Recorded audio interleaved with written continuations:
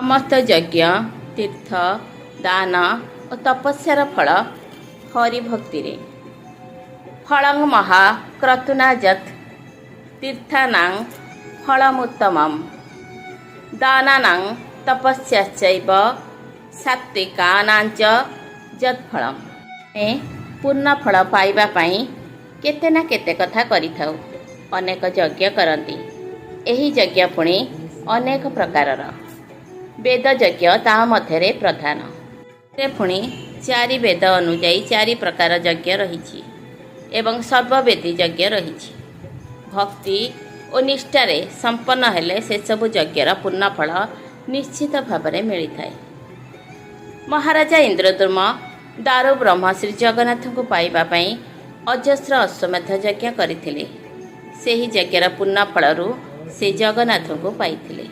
एहीपरि तीर्थाटन विभिन्न तीर्थस्थल को यात्रा करी सेठारे प्रतिष्ठित देवी बा देवतांकर दर्शन और अर्चना करी तीर्थस्थलर घाट तट आदि स्नान करी लोके पूर्ण फल पाई थांती। दानरू मध्य पूर्ण मिले।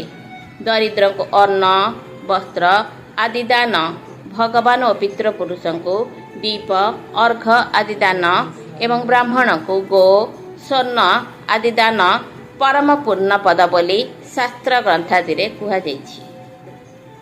सेहीपरि तपस्यार पूर्ण फल मध्य जुगे जुगे स्वीकृत होइछि।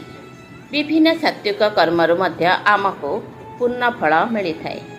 किंतु स्कंद पुराणर उपरोक्त सुभाषित आउ गोटे महत्वपूर्ण कथा कहुଯାଇଛି।